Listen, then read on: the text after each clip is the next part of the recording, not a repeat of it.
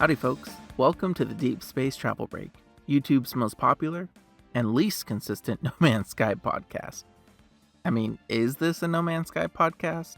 Well, usually, you tell me. I don't know. What I do know is that today's episode is a return to form. As a day one No Man's Sky player, certified No Man's Sky fanboy, the designer of the official No Man's Sky playing cards, and according to some, one of the better known No Man's Sky YouTubers, if I do say so myself, people often assume that I love No Man's Sky. Obviously, yeah, I do love No Man's Sky, but that doesn't mean I love everything about it. It's time I come clean, tell you how I really feel about the game. I'm Kanaju, and this is episode 25 of the Deep Space Travel Break, Confessions of a No Man's Sky Fanboy. Before I get to the juicy stuff though, I have a big announcement to make. Two, actually. Firstly, I'd like to thank each and every one of you for helping me reach 25,000 subscribers. 25K, the big 25. How appropriate that I would be announcing this in episode 25. It's kind of a surreal achievement that I still can't believe is actually real. 25K. I know there's not much of a practical difference between 24K and 25K, but come on, it feels kind of significant, right? Anyways, thank y'all so much. I put together a compilation of some of my favorite funny moments over the years. If you're interested, I accidentally screwed up the settings when I first published it. YouTube thought it was a No Man's Island video, not No Man's Sky, so most subscribers probably missed it. So if you're interested after the video, I highly recommend watching it. It has tons of funny clips from videos that went live before I was really any level of popular, so most folks probably haven't seen them yet. It also ends with a special announcement, which I'm going to go ahead and spoil here. I'm excited to offer channel memberships for those who'd like to support my efforts more directly and get recognized for it. Memberships are just the thing. Become a member, gain access to exclusive live streams, polls, emojis, and badges. Plus, there are opportunities to get your name in video credits. I'm also open to adding other benefits such as Discord access or behind-the-scenes posts if folks are interested, but you have to let me know what you'd like. Check out all of the current perks and offers after this video. If you're interested, of course. If not, don't worry. All video content will remain free. Yahoo! Alright, so with all that great news out of the way, it's time for the main course.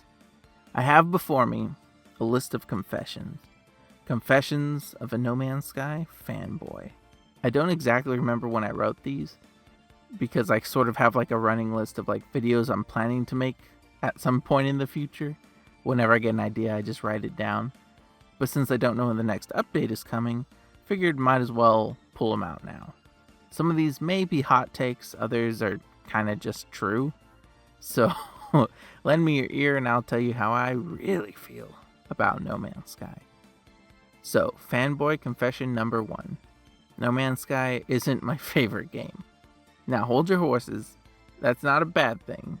It just means that despite the YouTube channel and building like a whole community around it, No Man's Sky surprisingly isn't my favorite game. My favorite game is BioShock. That's my favorite franchise. BioShock 1, 2, Infinite. And I'm hyped for whatever next BioShock game is coming out, even if the development sounds like it's going really badly, and they probably should have hired me. But,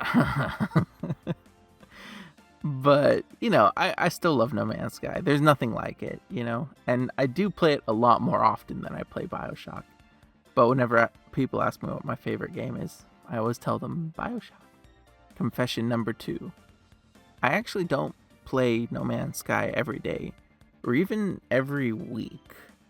During the summer, when I wasn't uploading, I actually went a month or 2 without playing No Man's Sky. And in general, I do most of my No Man's Sky playing following an update, and then I slowly taper off, right? And I think a lot of players sort of go through that same cycle where they've played so much No Man's Sky, they're kind of good, you know what I mean? And then an update releases, they want to do all the new content. And then once they've sort of unlocked it, they kind of move back to other games. And I sort of keep that pace, although I do actually play, you know, a little more regularly than I think some. I enjoy base building. I still have like certain objectives and things I want to do in the game. I'm exploring a certain part of space. for example. I've been working on that for like a year. But on average, I'm only playing like maybe a couple hours a week on average. Some weeks I still don't have time to play. And it's just a matter of being busy. Not a matter of, I'm playing other games, so I don't have time for No Man's Sky. It's like, I didn't play any No Man's Sky this week, or any games whatsoever. Even though I'm a No Man's Sky YouTuber, still often don't have the time for it. But yeah, you don't have to sink your whole life into it to really enjoy No Man's Sky. And honestly, I think the fact that I don't play every day also helps me not get burned out, which is a good thing. I'm still passionate about No Man's Sky all these years later, because there's still stuff to discover because I haven't played constantly. Although during the Atlas Rises days, I did play pretty much constantly. And even then, I never ran out of things to do. So maybe that would never have been an issue to begin with. So there you go. Big No Man's Sky YouTuber doesn't play No Man's Sky every day. That's life. Confession number 3. I thought the game was actually pretty good at launch. I know it got a lot of flack. People talk about the legendary launch when it was barely playable. It wasn't even like a real product, blah, blah, blah. Let me tell you, I enjoyed it at launch. And I enjoyed it even more with each coming update. Well, with a few exceptions. But despite that, obviously I'm known for being really positive on the game. Despite loving it at launch, I did miss some things that I'd seen in trailers, Obviously, I wanted sandworms. For a long time, I was actually convinced that sandworms were in the game, and people just hadn't found them because of how big the universe was. So throughout Atlas Rises, that first year to 2 years, I actually searched planets for sandworms. And I never found one, obviously, but I was so convinced they were out there somewhere. I did find some odd planets, though, along the way, which was really cool. But yeah, as much as I loved it, that doesn't mean I didn't want, like, everything they had showed. Which I think is fair. You can love something and want it to be better. Speaking of which, though, or speaking of missing features, I suppose, if you can call it that, I don't know. Confession number 4 is, honestly, I didn't want multiplayer originally. So I saw a bunch of people obviously complaining that the game wasn't multiplayer at launch, which again, they never showed us any multiplayer gameplay, so I don't know why folks were expecting that to be the experience. Because I had watched all the trailers, all the gameplay, I never saw one screenshot of multiplayer. So for me, that wasn't the experience I was planning to get. And when people were really complaining that first year, we want multiplayer, I actually didn't even think it was possible. I figured a single player game as big as No Man's Sky, you can't just make a universe that vast multiplayer. I didn't think they could pull it off. I didn't think they could add it to an existing game, because back in that era, multiplayer and single player games were really a little bit separate. You'd have the multiplayer mode and you'd have the single player mode. They were often completely separate, kind of, not applications, but they were very separate game modes. So the idea that they would just suddenly make this single player game a shared multiplayer universe was insane to me. And I didn't really want them to waste time trying to make that happen. I didn't think I would really enjoy it because, people are so far apart, what would be the point? Plus, then you have PvP and all these other issues. So I actually, funny enough, I wasn't excited for that. But then, Atlas Rises came out, added the first iteration of multiplayer. Don't let people tell you Next added multiplayer. No, multiplayer started in Atlas Rises in 2017, a year before Next. And I didn't really mess with it at all. However, in 2018, when Next released with proper, fully synchronous multiplayer, man, me and my friend Walker, we jumped in, and let me tell you, I felt like an idiot for not wanting multiplayer. Because No Man's Sky is so much better with friends, so much better. It's the same thing where the entire game's so much better in VR. The entire game's just so much better in multiplayer. Most games are, obviously, I know that now, but man, I'm so glad they stuck with it. Now, honestly, I just wish they'd fix it. I guess confession number 6, but I'm going to put it right here. Confession number 5 was that multiplayer is just broken. There's no excusing it. There's no tiptoeing around it. Multiplayer is completely broken in No Man's Sky, and it has been for over a year.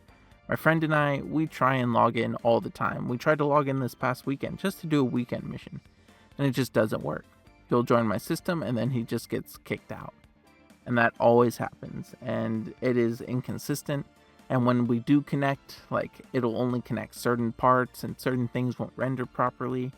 And, obviously you can't have both people's freighters in the same system, or if you do, you can't see each other's freighters. I mean, I honestly wish they would just do an update that just fixes multiplayer. As much as some people don't like multiplayer, they prefer single player, I get that. But if you're going to have multiplayer and make it as prominent as they have with the Nexus and everything, it ought to work. You know what I'm saying? It needs to work. So I hope they fix multiplayer soon, because multiplayer in No Man's Sky is just one of the greatest gaming experiences there is. Seeing your friend enter pulse, from a distance, you can actually see them moving at pulse speed. And it's incredible. It's so fast. Like, the universe feels so real when you can see someone's player marker on another planet, and then you can fly there and meet them, and they're just doing their own thing.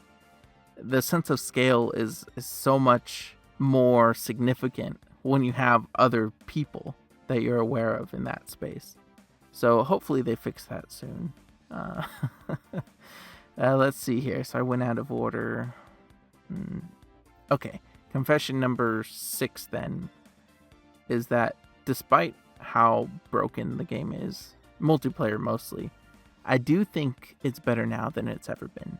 So a lot of No Man's Sky purists, will tell you that the game was better at launch, that the universe was more varied, that Foundations had the best, planet generation, or Atlas Rises had the best colors, or whatever, right? They'll always look back with rose-tinted glasses and tell you that the first 2 years of the game were the best before Next ruined everything. And I just don't agree with that at all. I think it's better now than it's ever been. It's more varied. There's more activities to do.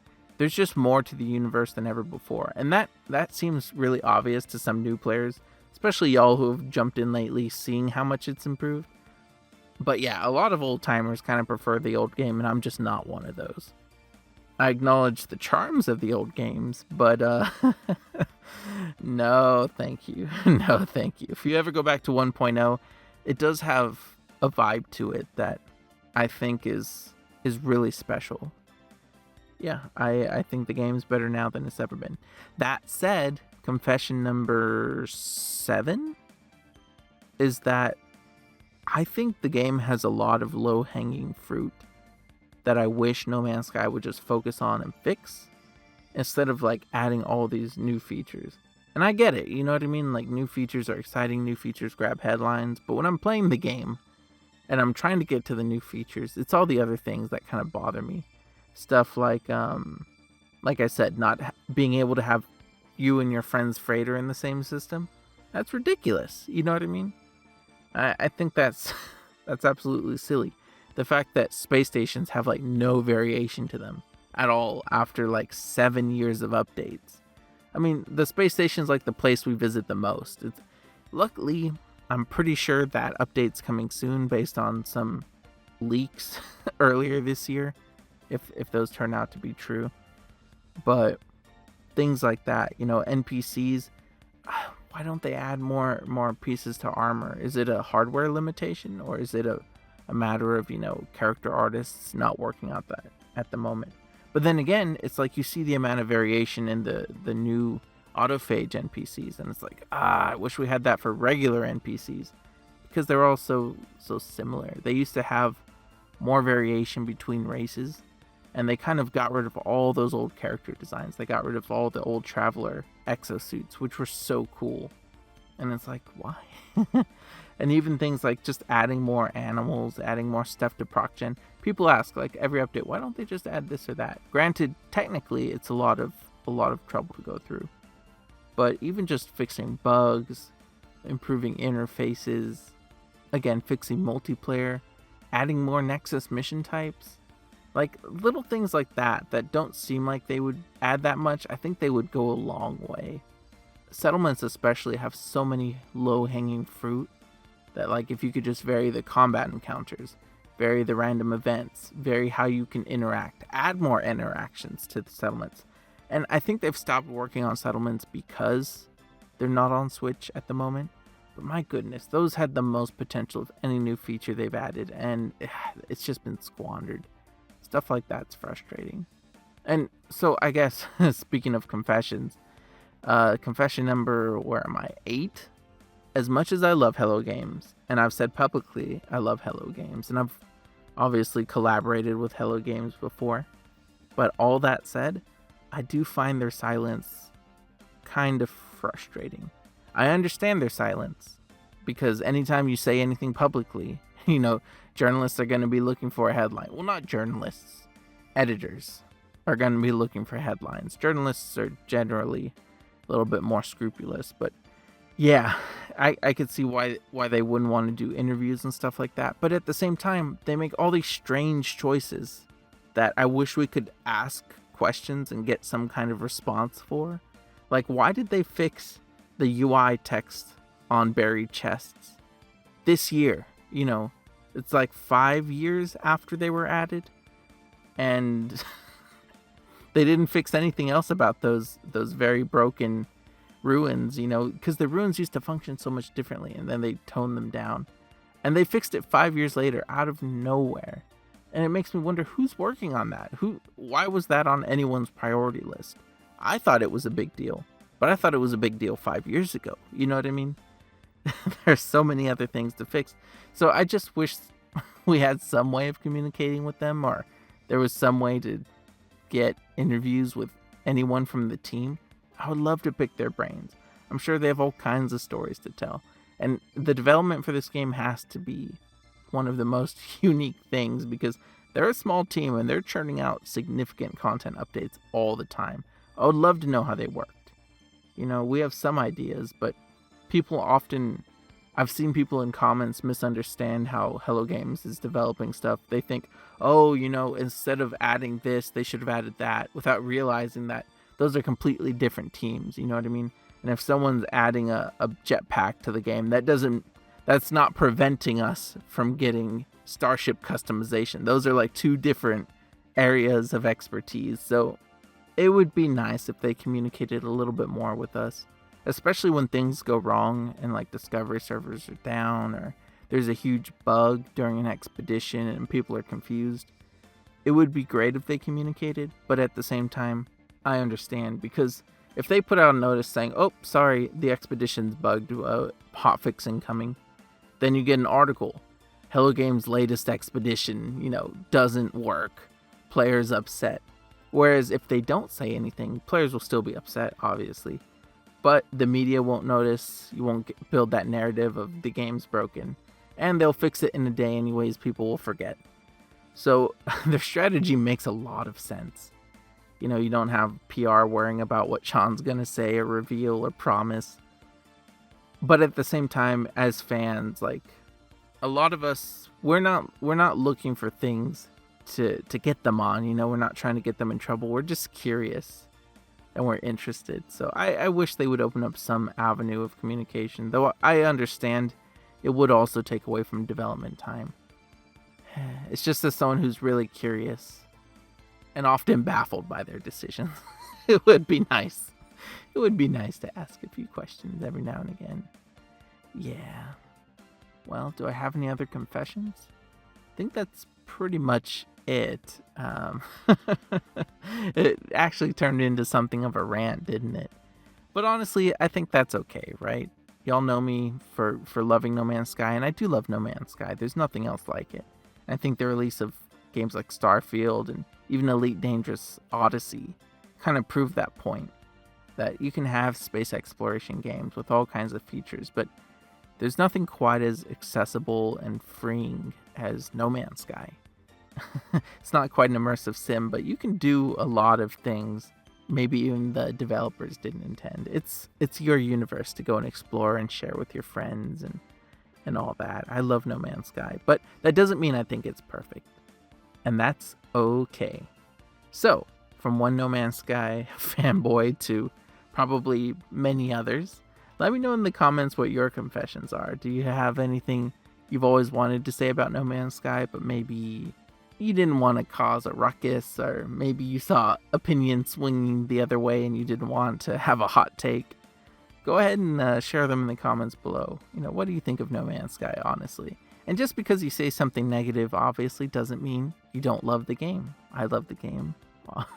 I built a channel mostly based around the game, and I still love exploring it and exploring all of its facets and gameplay systems even to this day. I love No Man's Sky in spite of its many flaws.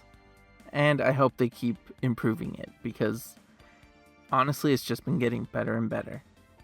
But that pretty much ends my confessions of a No Man's Sky fanboy. Thanks for listening, thanks for watching, and thanks again for 25,000 subscribers. I really began my No Man's Sky channel with the Deep Space Travel Break episode 1 back in August, I think it was August or July 2021. And here we are 2 years later, 25,000 subscribers.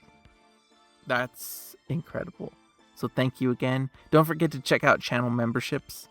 All kinds of cool perks in there and pretty affordable. I try to put all the good stuff at the lowest tier so you wouldn't feel pressured to spend any more than the lowest if you were interested, of course. And obviously I appreciate the support, all of it. And I also appreciate if you can't afford that at all. Feel free to subscribe, that's free. Liking the video is free. And all those ways still directly support my efforts, so thank you so much. And with that, I end episode 25 of the Deep Space Travel Break. I've been Kanaju, thank you for watching, and I'll see you in the next video. Bye!